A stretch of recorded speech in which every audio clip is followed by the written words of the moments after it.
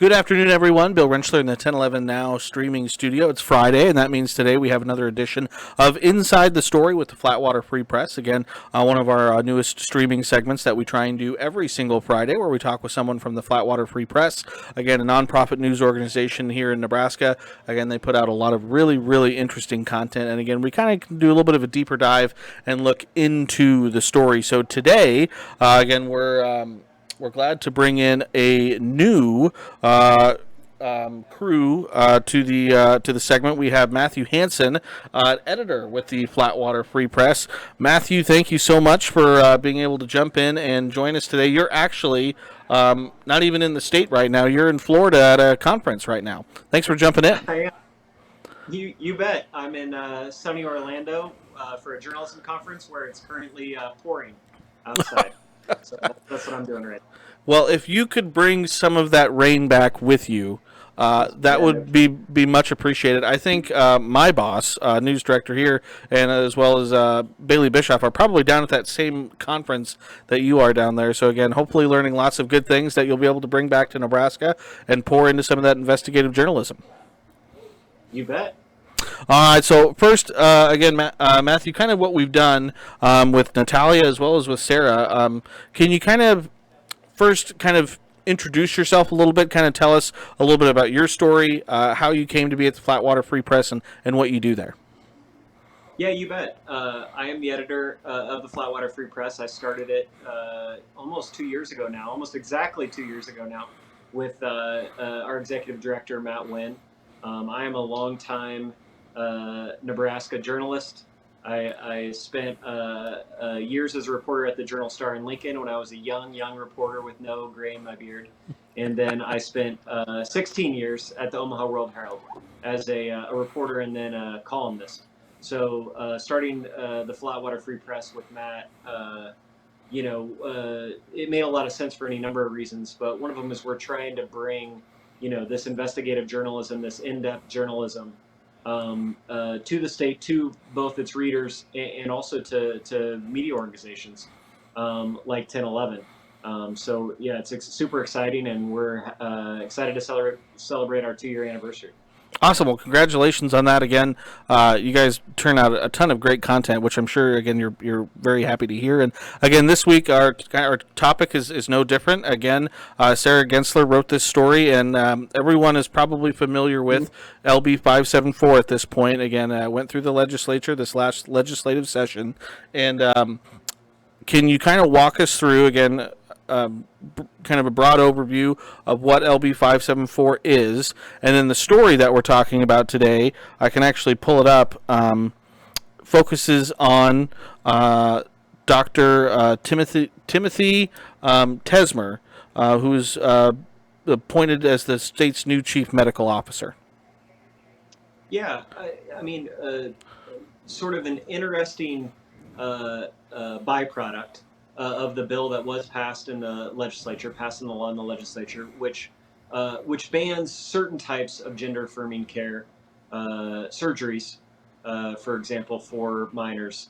But it also gives the chief medical officer, really for the first time, so far as we could tell, a pretty serious amount of power to write the rules and regulations around how they are going to regulate other parts of gender-affirming care, hormone therapy, and puberty blockers for minors. So that's kind of the 30,000-foot overview of what Sarah was focused on here. Really focused on, okay, if that's the case, who is this doctor?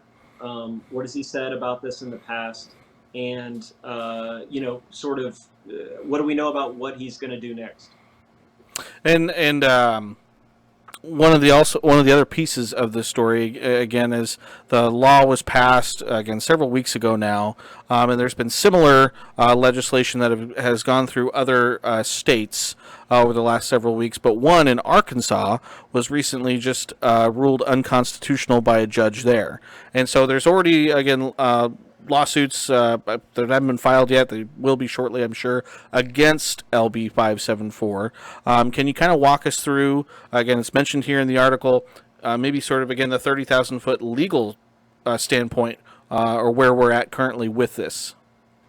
Yeah, I mean, well, first to back up so people remember. I mean, to call this bill in the legislature controversial doesn't do justice to the word controversy, right? It was the most white hot issue that the Nebraska legislature has debated, discussed, fought about in my career as a Nebraska reporter. I mean, subject to a months-long filibuster.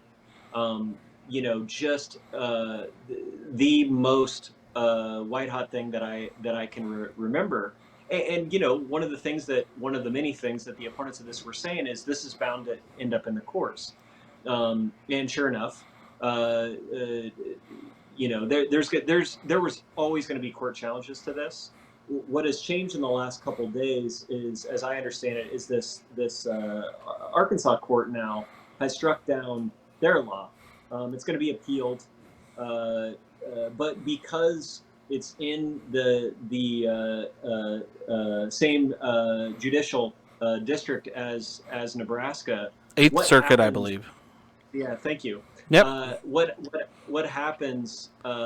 Is really going to affect the ability of Nebraska to keep this law into place. The laws are different around the margins, and so that could come into play. But as John Kavanaugh, who's a Democrat from Omaha and a lawyer, said in our story, sort of bottom line, it's more likely that this law is struck down today after the Arkansas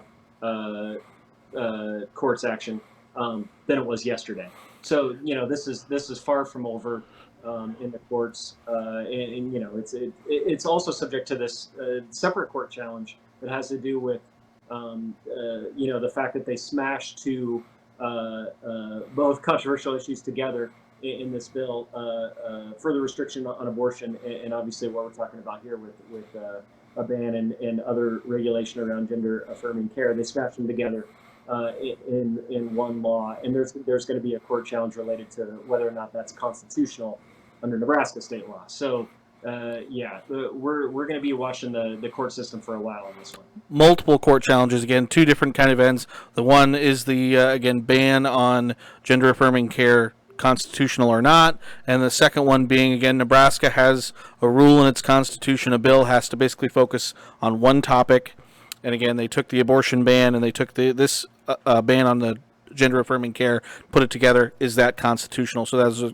those are kind of the two questions on the table with the bill. And again, like you mentioned, a white hot controversial topic. So again, the article itself, again, it touches on those things, but again, like I mentioned, it's really a look at this new chief medical officer, again, Dr. Timothy Tesmer. And again, basically the question is, I would say opponents and proponents, they don't know what he's going to do. He's kind of a little bit of an unknown at this point. Would you say that's a fair assessment to make? I wouldn't say he's unknown, but basically the difference here, one of the differences here, is that, again, so far as we could tell in the story, no chief medical officer has had kind of this kind of regulatory power around a specific law like this.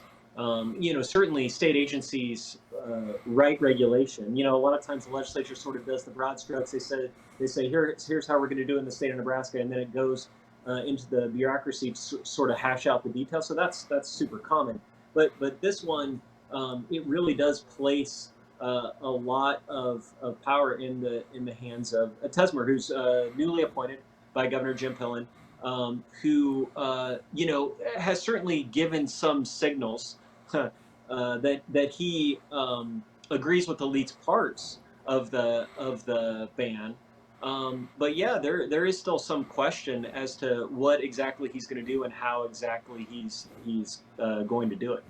And so just so, again, people at home understand, again, he would be in charge of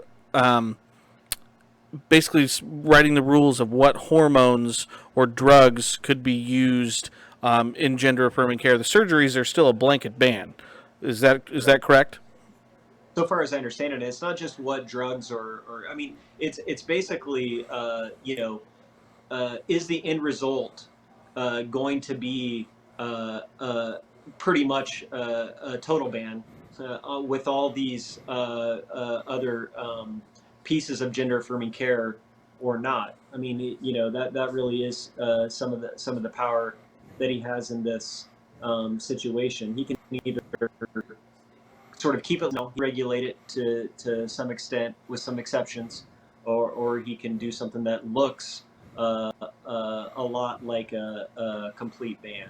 Now he said that he's going to put a team of experts around him, doctors in a bunch of different disciplines, and he's going to sort of use that team to make his decisions. And obviously the attorney general has to sign off, the governor has to review and sign, and the board actually that he previously chaired, the board of health has to review and sign as well. There'll be public hearings, so I don't want anybody to think like that the process is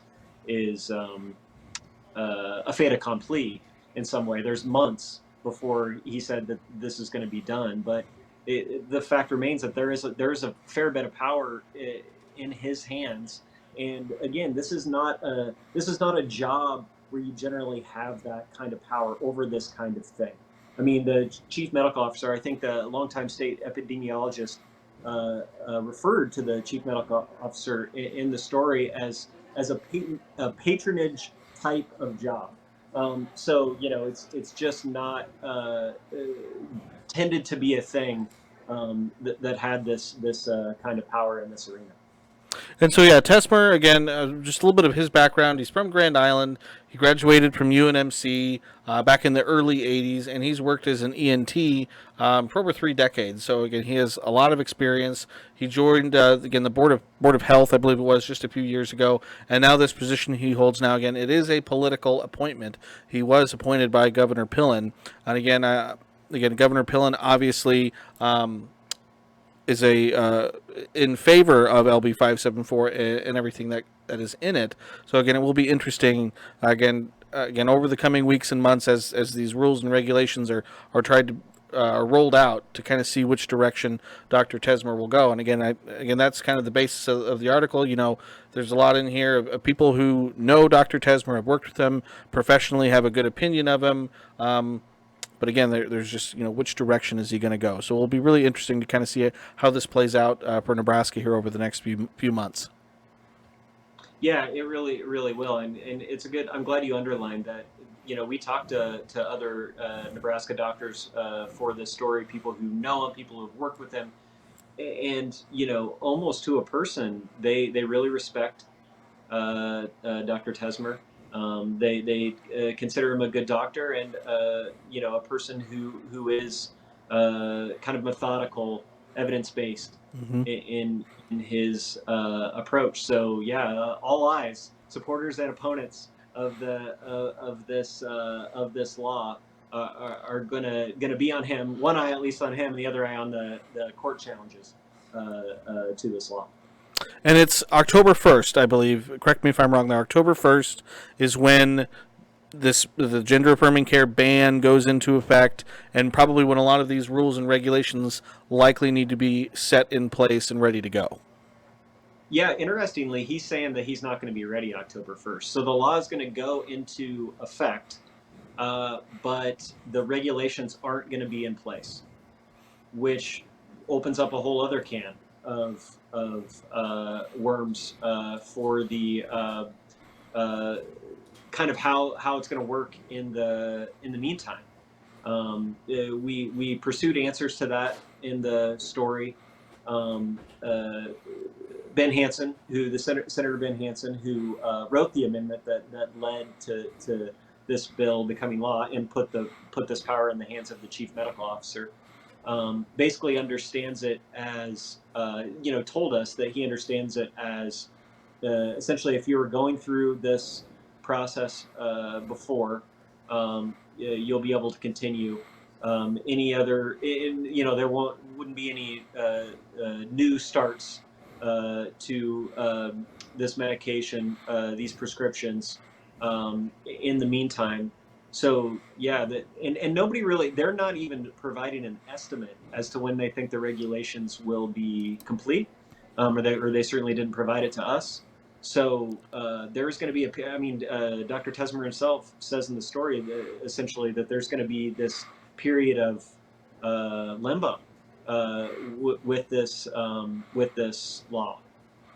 Yeah, so it'll be definitely very interesting to keep an eye on this again over the next several weeks, several months. Both, what rules are being put in place, the legal challenges with it, all sorts of stuff. So again, we'll obviously have updates with 1011. You'll have updates with Flatwater Free Press. So again, thank you so much, Matt, for jumping in and kind of going through this a little bit. Again, Sarah Gensler wrote this article. You can find it on flatwaterfreepress.org. You can also find it on 1011now.com. Again, it's a good read. Make sure you got a couple minutes. It's a little bit of a long read, but it's a good read. But yeah, so thank you so much for jumping in and joining us today, Matt. I appreciate it, and I hope you bring some of that rain back with you from Florida. I'll give it a try. All right, appreciate it. All right. Thanks, everyone, for tuning in and for watching, again, our Inside the Story segment with the Flatwater Free Press. Again, you can find this segment every Friday just around 2 o'clock. Again, there might be a couple Fridays here in the next couple weeks where, again, I'm off and we might have to skip a week. But, again, we'll continue to keep you updated on all these stories that we've covered and more. So, again, keep it tuned to 1011 for all of the latest news, weather, and sports. Thanks, everyone, for watching.